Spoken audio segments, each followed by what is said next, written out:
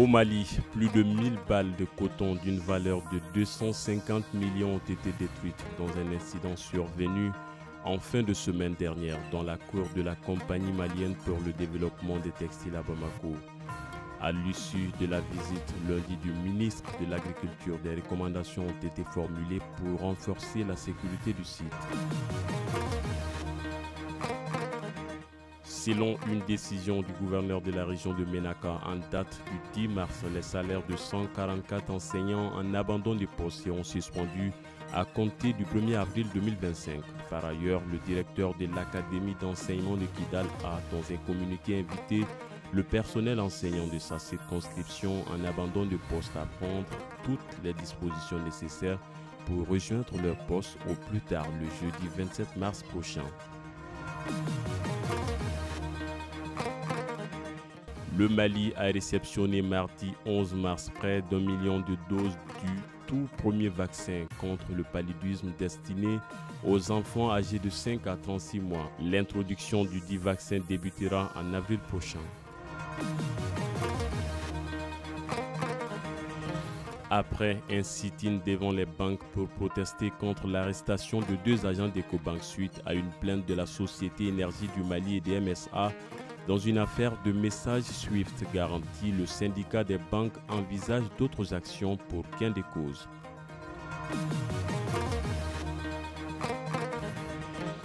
Après le Mali et le Niger, le week-end dernier, le président du Ghana, John Dramani Mahama, investi il y a 2 mois, a achevé lundi 10 mars sa tournée dans les pays de l'Alliance des États du Sahel au Burkina. Selon la présidence du Faso, le renforcement de la coopération bilatérale, la situation sécuritaire au Sahel ainsi que la géopolitique sous-régionale et internationale étaient au menu des échanges.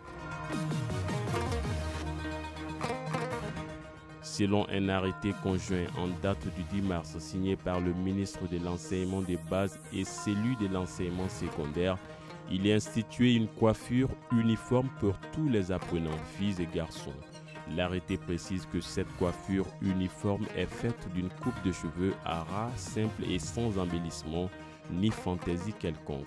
La mesure entrera en vigueur dès la rentrée du 3e trimestre de l'année scolaire 2024-2025. Un important lot de matériel d'une valeur de 13 milliards a été remis mardi par le président du Faso, le capitaine Ibrahim Traoré, au ministère de l'Agriculture pour développer des infrastructures hydro-agricoles dans le pays. Au Niger, la commission chargée de conduire les assises nationales de la refondation a remis lundi 10 mars son rapport final au chef de l'État, le général Abdourahmane Tiani. Cette remise intervient à l'issue des assises nationales tenues en février dernier à Niamey.